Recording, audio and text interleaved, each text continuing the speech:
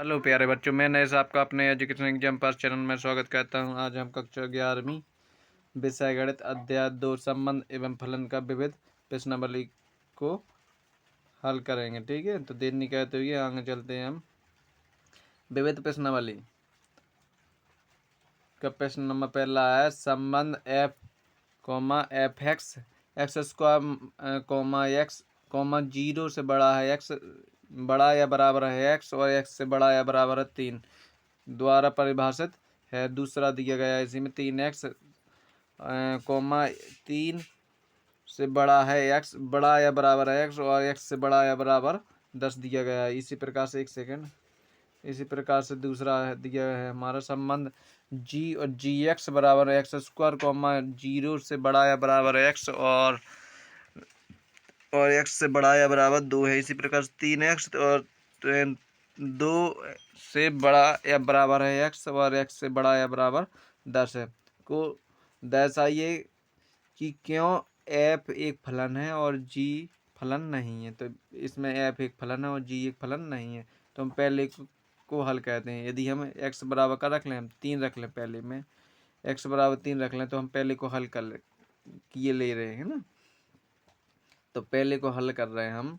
यदि आप x बराबर 3 रखते हो तो क्या पाते हैं यहाँ पे एक्स स्क्वायर मतलब हो गए ना 3x है तो 3x का स्क्वायर, और जब आप इसमें रखोगे किसमें इसमें भी रखोगे x क्या x की जगह 3 रखोगे गुणा 3 यानी 3 का स्क्वायर करोगे तो 3 का 9 हो जाएगा। इसी प्रकार से यहाँ पे भी है आपका क्या यहाँ पर 3x कहाँ पर इसमें भी कहाँ पर दूसरे में भी यहाँ पर भी देखिए आप यहाँ पर भी इसमें रख लिए तो क्या 3 का 9 हो गया। इसमें भी रख लिए तब क्या हो जाए 3 और x की जगह क्या रख दे आप 3 रख लो तो 3 गुणा में 3 यानी 3 का 9 और जिस दोनों क्या हो गए 9 हो गए। अतः x बराबर 3 परिभाषित है क्या x बराबर 3 परिभाषित, अतः f एक फलन है। यदि दोनों में कॉमन मिल गया आपको 9 आ गया दोनों में तो f क्या है एक फलन है और अतः f एक फलन है। इसी प्रकार से जी एक्स में भी रख रहे हैं हम।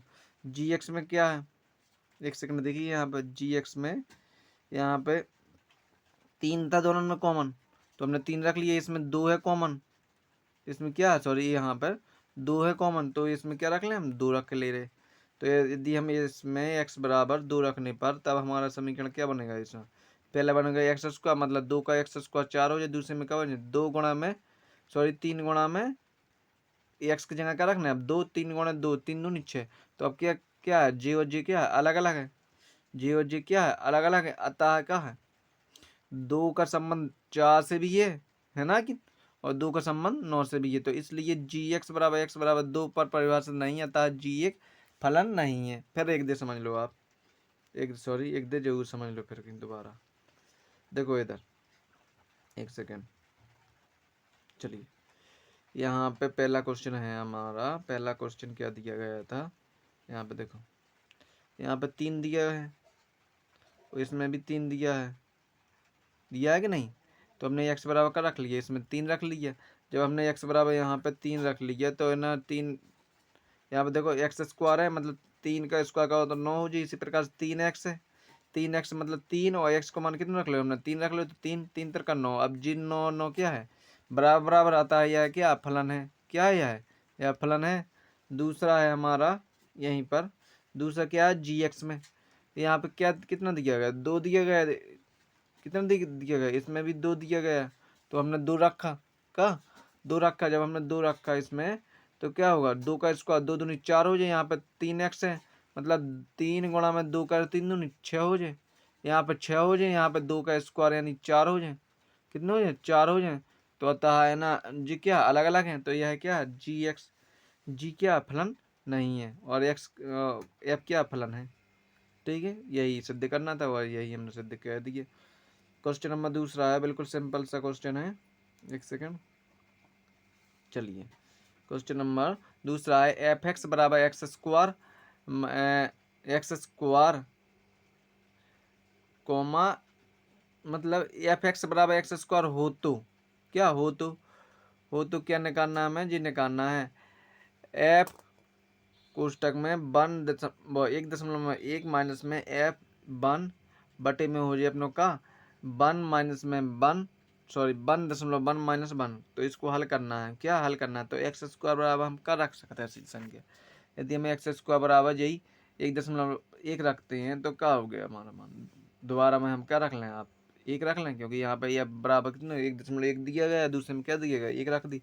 तो चलो हमने पहले 1.1 रखा, तो 1.1 रखा इस पर एक्स स्क्वायर की जगह, किसकी जगह एक्स स्क्वायर। तो 1.1 जैसे आप एक्स स्क्वायर की जगह रखोगे, एक सेकंड, जैसे आप एक्स स्क्वायर की जगह यहाँ पर देखिए, एक सेकंड, यहाँ पर एक्स स्क्वायर की जगह 1.1 रखोगे तो इसका क्या होगा 1.1 का स्क्वायर, 1.1 का स्क्वायर न करोगे कितने 1.1 और 1.21 का 1.21। इसी प्रकार से हम यदि 1 रखते हैं तो 1 का स्क्वायर 1 होता है, 1 का स्क्वायर 1 होता है, अतः इसे हमने सिद्ध हल किया, क्या हल किया यहाँ पे 1.1 का स्क्वायर का होता है 1.21 आ गया माइनस, और 1 का स्क्वायर किया 1 आ गया, और बटे में भी 1.1 है, क्या 1.1 माइनस 1 है।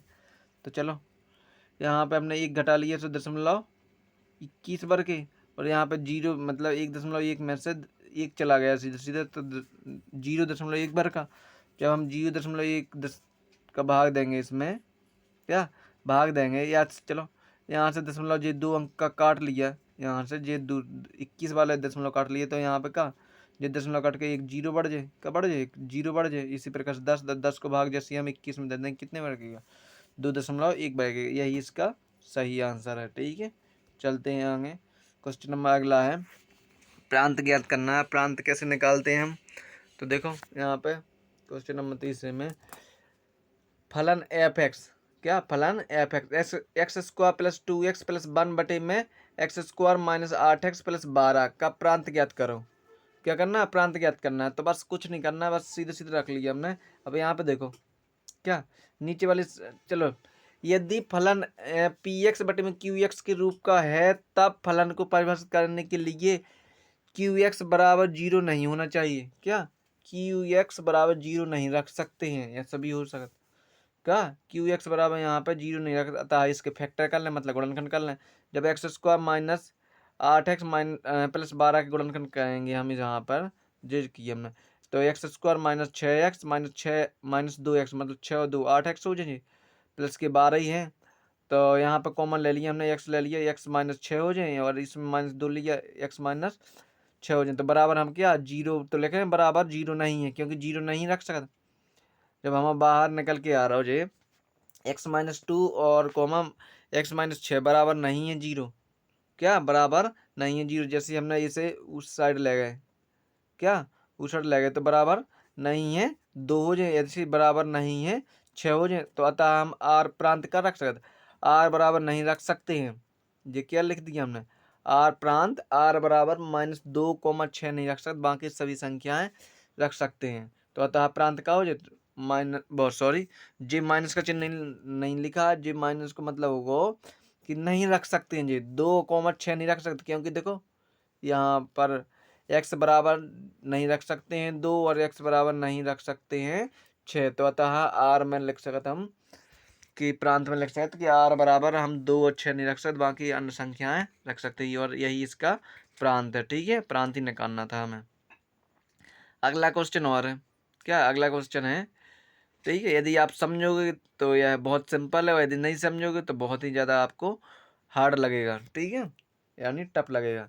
अगला है हमारा 2x बराबर √x-1 द्वारा परिभाषित वास्तविक फलन, क्या वास्तविक फलन f का प्रांत तथा परिसर ज्ञात करो। ठीक है, यानी परिसर ज्ञात करना है।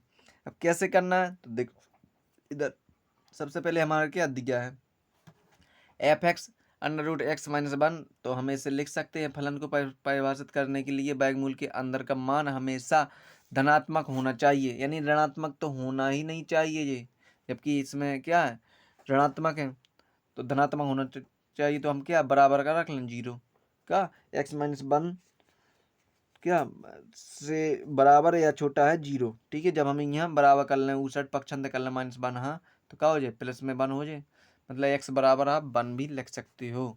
ठीक है, तो अतः प्रांत क्या होगा। अब देखो यहाँ से 1 के बाद हमारी संख्या किस प्रकार से, इस प्रकार से जा सकती है बिल्कुल। तो प्रांत क्या हो जाए 1 से अनंत तक या x अनुपात x संबंध रखता r मीन्स होता है क्या, वास्तव पूर्णांक संख्या है क्या, पूर्णांक संख्या है।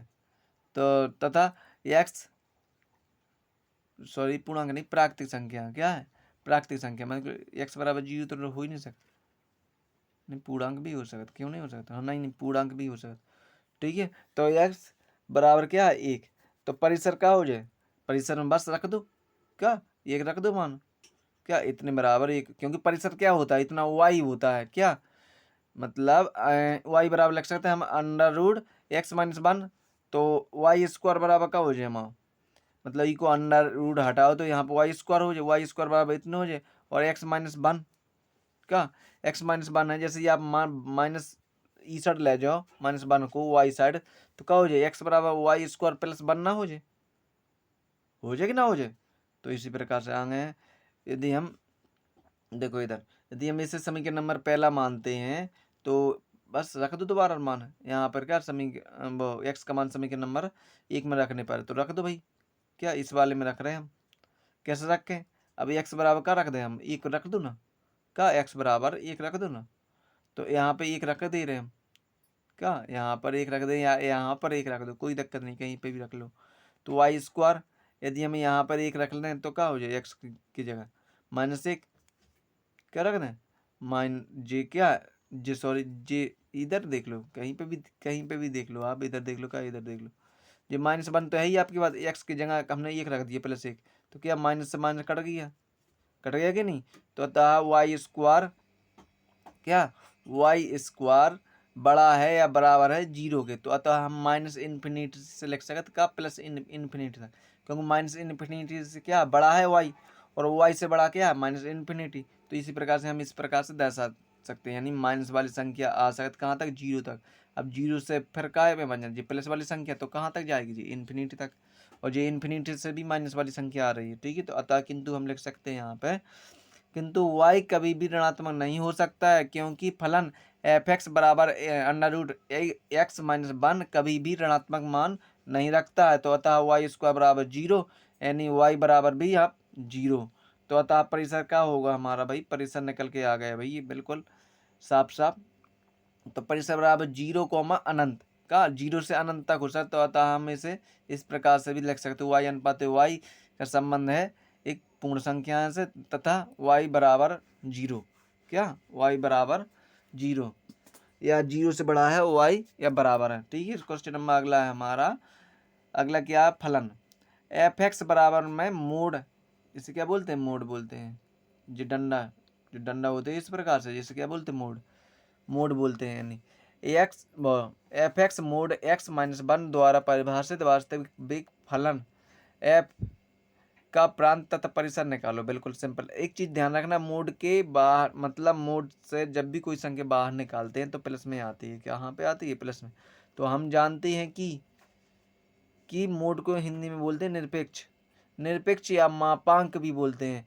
फलन कभी वास्तविक मान के लिए परिभाषित होते हैं, यानी वास्तविक मान, ऋणात्मक मान नहीं, वास्तविक मान के लिए। तो अतः आर बराबर क्या होगा, पूर्ण संख्या है, आर मीन्स होता है प्रांत बराबर क्या होगा आर, यानी पूर्ण संख्या है, कोई भी संख्या हो सकती क्या, कोई भी संख्याएं हो सकती। यहाँ पे अब देख लो x-1 का x-1 बराबर यदि आप 0 रख लो तो क्या x बराबर क्या आ जाए, प्लस में 1 आ जाए, और यदि इन्हें x-2 बराबर 0 रख लो, तो इसी प्रकार से, या आप कुछ भी रख लो, आप क्या कुछ भी एक्स को मान कछु रख लो, एक्स बराबर 1 रख लो, तब है ना एक में से 1 चलो जाए 0 बचे, एक्स बराबर 2 रख लो तो 2 में से 1 चलो जाए 1 वर्ग है, तो अतः आर बराबर क्या हो जाए प्रांत, अब प्रांत के बराबर क्या हो जाए आर हो जाए। अब एफ एक्स बराबर मोड x-1 केवल धनात्मक मान देता है, अतः परिसर वाई अनुपात वाई मतलब बराबर है या ना बड़ा है किससे, 0 से, अतः बराबर आर प्लस क्या, प्लस वाली संख्या है यूनियन 0 मंजिला कोष्ठक के अंदर। ठीक है, इस प्रकार से भी लग सकते। क्वेश्चन नंबर अगला है हमारा, अगला क्या है, अगला है हमारा भाई, मान लीजिए कि एफ बराबर बड़ा कोष्टक एक्स छोटा कोष्टक X comma X square minus बटे में एक्स प्लस 1 का संबंध है। एक्स संबंध रखता है आर से, मतलब पूर्ण संख्या से। बड़ा कोष्टक बंद आर से, आर में एक फलन है एफ का परिसर निर्धारित कीजिए। तो ध्यान करना, जी वाली आगे वाली संख्या एक्स होती है, जी पछाड़ वाली संख्या क्या होती है, वाई होती है। ठीक है, तो अब हमने कहा दिया है एफ बराबर का मंझला कोष्टक एक्स कोमा एक्स स्क्वायर बटे में एक्स 1 प्लस में एक्स स्क्वायर का बड़ा कोष्टक बंद अनुपात एक्स संबंध रखता है आर से तथा एफ संबंध रखता है आर से। ठीक है, तो यानी माना वाई बराबर एक्स स्क्वायर बटे में 1 प्लस में एक्स स्क्वायर। ठीक है, तो चूंकि एक्स के सभी मान के लिए एफ एक्स या वाई धनात्मक है तथा 1 प्लस में एक्स स्क्वायर बड़ा है किससे, एक्स स्क्वायर से, तो 0 से बड़ा या बराबर वाई है और वाई से बड़ा है क्या, एक। तो अतः एफ का परिसर क्या होगा, एक्स अनुपात बहुत सॉरी वाई अनुपात वाई, वाई एक का संबंध है पूर्ण संख्या से और वाई संबंध रखता है 0,1 से, क्या 0,1 से। नहीं समझ में आया भाई, तो यहाँ पे फिर समझ लो। एक यदि हम x बराबर का रख लें, आप कुछ भी रख लो, आप x बराबर 1 रख लो, क्या रख लो, क्या रख लो, 1 रख लो। चलो पहले हम 0 रख ले। यदि हम x बराबर 0 रख लें, का 0 रख लें भाई, तो यहाँ पे क्या आ जाए हम एक्स स्क्वायर मतलब 0 का स्क्वायर 0 हो जाए बटे में क्या हो जाए हम 1 प्लस में एक्स स्क्वायर मतलब 0, 0 में 1 जोड़ दो तो 1 हो जाए। 1 को भाग जैसे ही आप 0 में दे हो तो क्या हो जाए 1 हो जाए, सॉरी 0 हो जाए, क्या हो जाए 0 हो जाए। तो पहले तो मान क्या होगा 0 आगो। ठीक है, यदि x बराबर यदि हम 1 रखते हैं, चलो 1 रख के देख रहे हैं हम, तो एक्स स्क्वायर मतलब 1 का स्क्वायर 1 हो जाए। यहाँ पे 1 प्लस में 1 का 1 प्लस में एक्स स्क्वायर मतलब 1 मतलब 1 प्लस में 1 है यानी 2 हो जाए। 1 को भाग 2 रख दे तो क्या मतलब दशमलव में चलो जाओ, दशमलव में हो आ नहीं सकता। तो x बराबर आप लग सकता है 0 का 0 या 0 से बड़ा है y और y से बड़ा है क्या 1, तो 0,1 रख सकते हो आप, क्या 0,1 रख सकते हो। और एक क्या आप आगे भी रख सकते हो, क्या आगे भी रख सकते हो। चलिए आगे। ठीक है, क्वेश्चन नंबर अगला है हमारा, मतलब 1 2 3 4 5 इसी प्रकार से आर बराबर मतलब कुछ भी रख सकते हो आप। क्वेश्चन नंबर अगला है, मान लीजिए कि एफ जी अनुपात आर और आर क्रमशः एफ एक्स बराबर 1 एक्स प्लस 1 और जी एक्स बराबर 2x-3 द्वारा परिभाषित एफ प्लस में जी और एफ माइनस जी और एफ बटे में जी ज्ञात कीजिए। तो जी चीज़ें सब क्या करना ज्ञात की। तो हल में दिया गया हमारा का एफ अनुपात आर, क्या एफ अनुपात आर, ठीक है यानी आर में, तो एफ एक्स बराबर का रख सकते हम एक्स प्लस 1 रख सकते हैं क्योंकि जे दिया है। ठीक है, और इसमें भी अगला है हमारा जी अनुपात आर, ठीक है मैं आर में, ठीक है यहाँ पे भी मान दिया गया हमारा, क्या दिया गया 2x-3, क्या 2x-3, बस अब मान रख दो कोई दिक्कत नहीं है।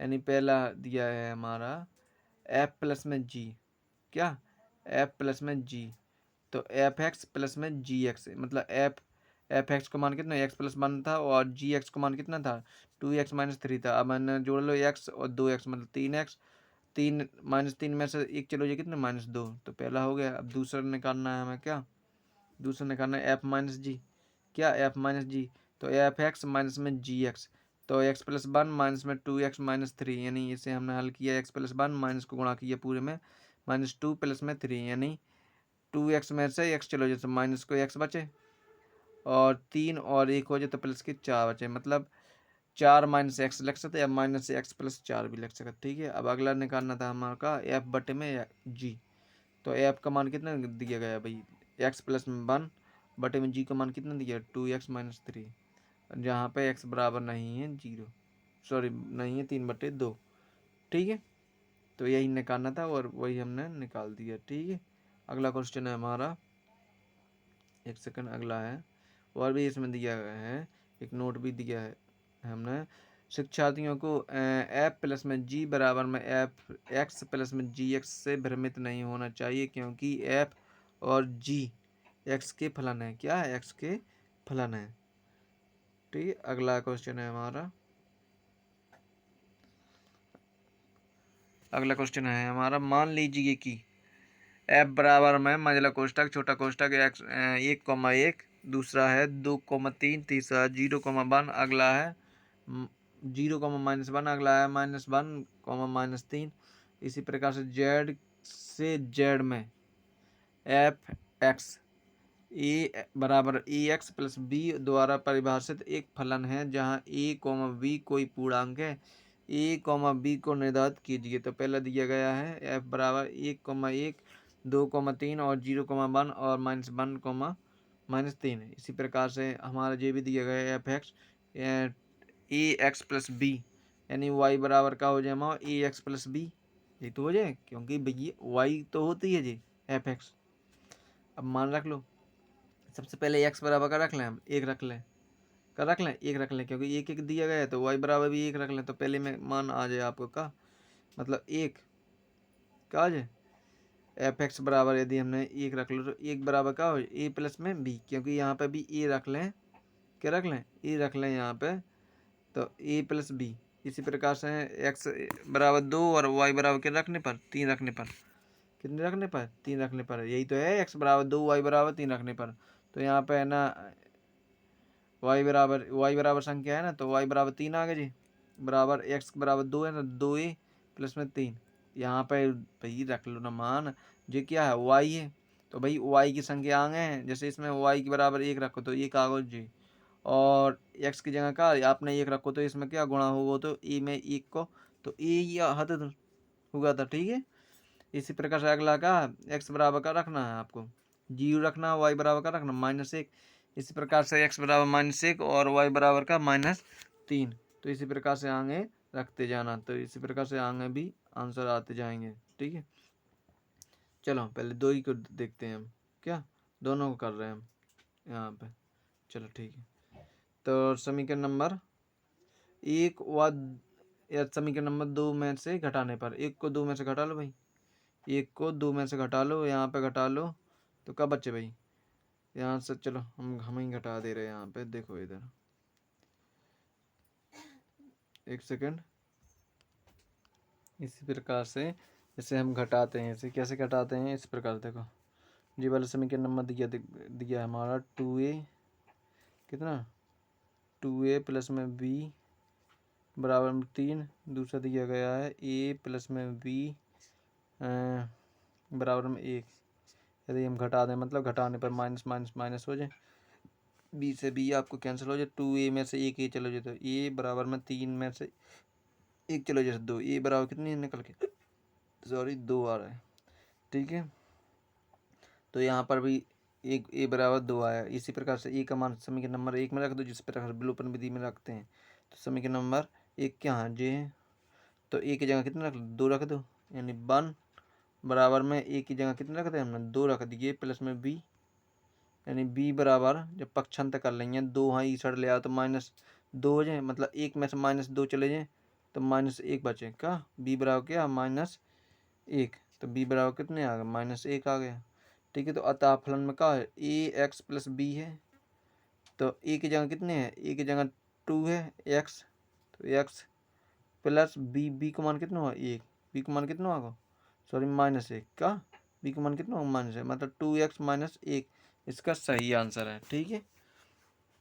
ठीक है, आशा करता हूँ कि यह समझ में आया होगा, ठीक है। एक दिन फिर बता रहे हैं हम आप, क्या किया सबसे पहले हमने कुछ नहीं किया, क्या कुछ नहीं किया, पहले हमने x बराबर 1 रख लिया, y बराबर 1 रख लिया, x बराबर 2 रख लिया, y बराबर 3 रख लिया, ठीक है। तो हमारा एक समीकरण नंबर जे बना, दूसरा समीकरण नंबर जे बना, तो इसे हमने दोनों को क्या विलोपन विधि से हल कर लिया, समझ लो।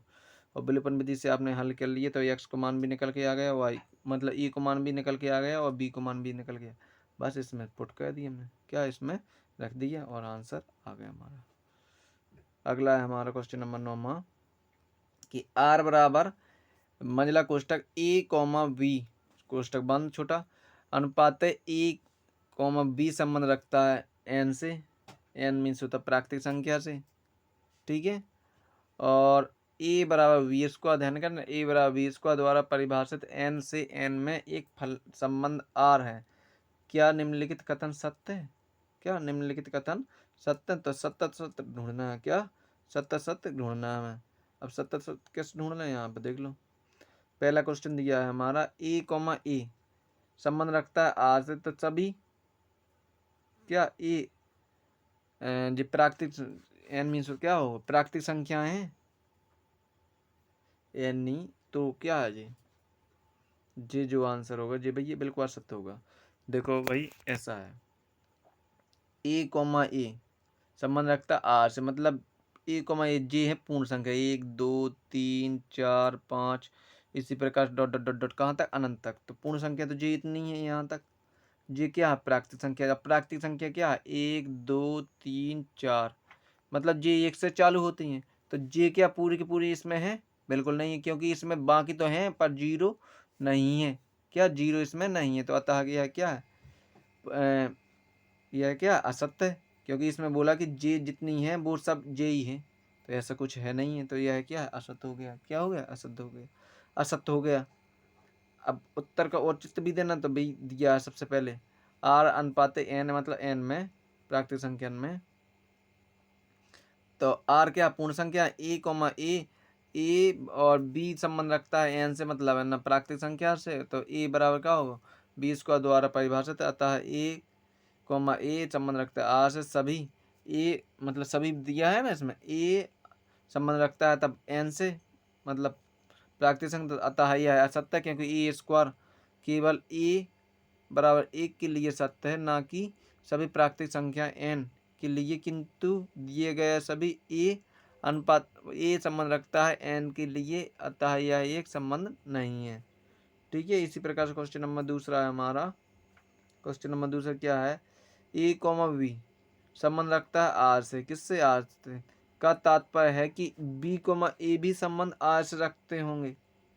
भाई जब बी क्या बी संबंध आर से रखते हैं, किससे आर से संबंध रखते हैं, तो ए भी संबंध आर से रखते होंगे, तो ये भी गलत है, क्योंकि बी संबंध आर का तात्पर्य है कि ए संबंध आर से, यह असत्य है, क्योंकि यदि ए बराबर बी स्क्वायर है तथा बी स्क्वायर ए स्क्वायर सत्य नहीं है, क्योंकि ए बराबर यदि हम देखें तो बी स्क्वायर हो सकता है, पर बी स्क्वायर बराबर बी बराबर ए स्क्वायर नहीं हो सकता।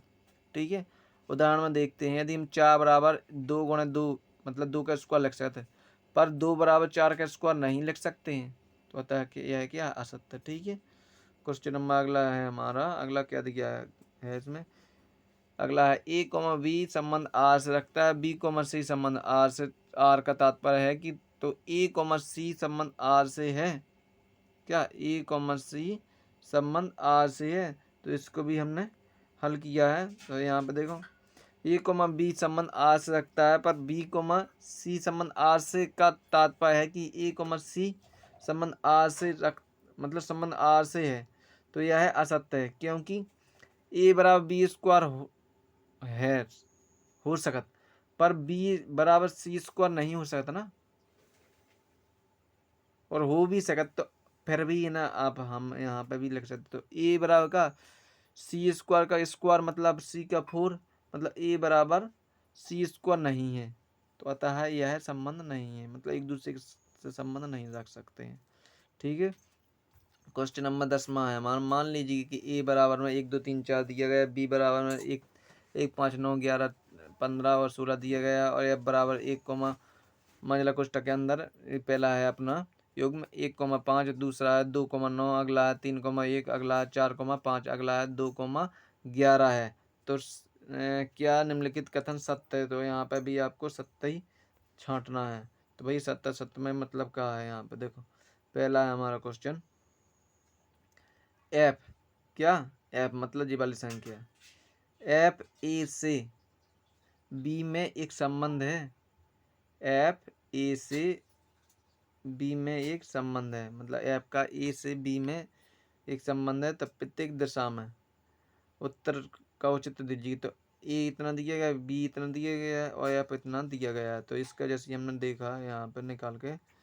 ठीक है, जे क्या है हमारा, जे ए है, जे क्या है बी है, जे क्या है बी है, जे क्या है एफ है, तो अतः हम लिख सकते हैं यहाँ पे एफ ए इंटू बी का एक उपसमुच्चय है, क्या ए इंटू बी का एक उपसमुच्चय है, अतः यह संबंध है।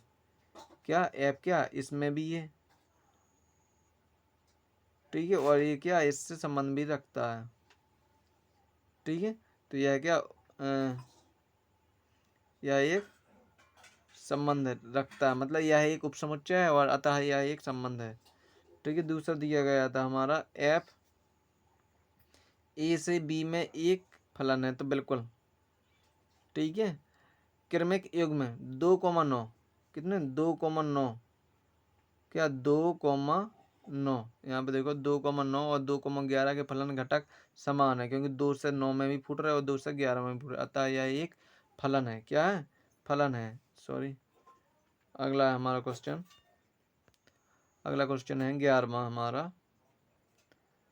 मान लीजिए कि एफ कॉमा एफ बराबर में मंझला कोष्टक छोटे कोष्टक के अंदर है ए comma B comma A plus B मंझला छोटा कोष्टक बंद अनुपात ए कॉमा वी संबंध रखता है जेड से द्वारा परिभाषित जेड इंटू जेड का एक उपसमुच्चय है, अतः क्या एफ जेड से जेड में एक फलन है? अपने उत्तर का औचित्य भी स्पष्ट कीजिए। तो अतः मतलब हल में दिया गया है एफ मंझला कोष्टक A B comma A plus B का मंझला कोष्टक बंद ए कॉमा बी संबंध रखता है जेड से यदि हम ए बराबर 0 क्या ए बराबर 0 बी बराबर 1 लेते हैं।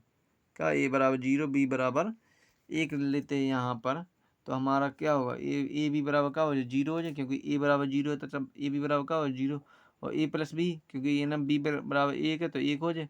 इसी प्रकार से 0 और 1 का संबंध कितने से है एफ, और यदि हम ए बराबर 0 बी बराबर 2 लेते हैं तो ए बी बराबर 0 हो जाए और ए प्लस बी बराबर कितने हो जाए 2 हो जाए। तो 0,2 संबंध किससे रखता है एफ से, मतलब एफ से संबंध संभव नहीं है। तो 0 का संबंध इस प्रकार से हम बना सकते हैं 0 1 से भी संबंध रखता है यहाँ पर और 0 2 से भी संबंध रखता है, अतः यह एक फलन नहीं है। क्या यह एक फलन नहीं है? फलन को हमने बताया था कि यहाँ पर कोई भी डबल नहीं हो सकता।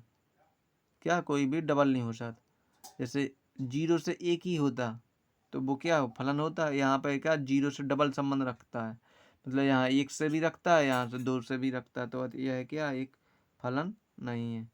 क्वेश्चन नंबर लास्ट है, यह है हमारा।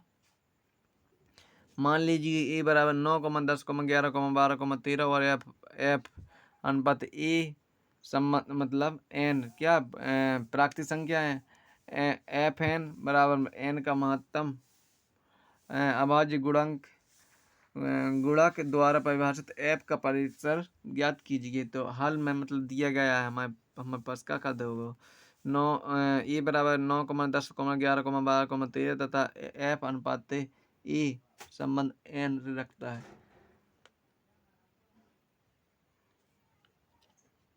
मतलब दिए हुए समुच्चय के सभी अवयव के महत्तम अभाज्य गुणक अभाज्य गुणनखंड द्वारा निकालेंगे, ठीक है। यानी एन बराबर हम 9 रख लें, क्या एन बराबर यदि हम 9 रख लें तो क्या हो जाए, सॉरी एन बराबर यदि हम 9 लेते हैं तो 9 गुणा में क्या करें 1, सॉरी 9 बराबर हो जाए हमारे 9 के जैसे हम गुणनखंड टोएंगे तो 1 गुणे 3 गुणे 9, ये तो है महत्तम मतलब मासा 10 के टोएंगे तो 1 गुणे 2 गुणे 5 गुणनखंड टोल रहे ना आपा ना, और 11 के टोएंगे मतलब 1 गुणे 11 सॉरी अब आगे 11 12 के टोरेंगे हम तो इसे 1 गुणे 2 गुणे 2 गुणे 3 3 3 9 दूनी 18 सॉरी 3 3 दूनी 6 दूनी 12 एकम 12। इसी प्रकार से हम 12 को 13 को टोएंगे 1 गुणे 13 13 एकम 13 और तब 13 का महत्तम अभाज्य गुणक संख्या 9,3 है और 10,5 है 11,11 है और यहाँ पे 12,3 है और 13,13 है। तो अतः परिसर क्या हो जाए 3, 5, 11 और 13, यही इसका क्या हो जाए परिसर होगा, ठीक है। तो अतः आशा करते हैं कि यह वीडियो आपको समझ में आई होगी। प्लीज़ इस वीडियो को लाइक करना, शेयर करना तथा सब्सक्राइब करना। यदि जिस बच्चा या बच्ची को यह वीडियो एक दिन में समझ में नहीं आती है तो यह वीडियो दोबारा या दोबारा जरूर देखें जब तक कि समझ में ना आ जाए, ठीक है। और यदि कोनो प्रकार की आपको क्यूरी है, क्या क्यूरी है, यदि आपको कुछ पूछना है तो कमेंट बॉक्स में जरूर लिखें ताकि हम आपका जवाब दे सकें अगली वीडियो में, ठीक है। तो thank you for watching video, धन्यवाद।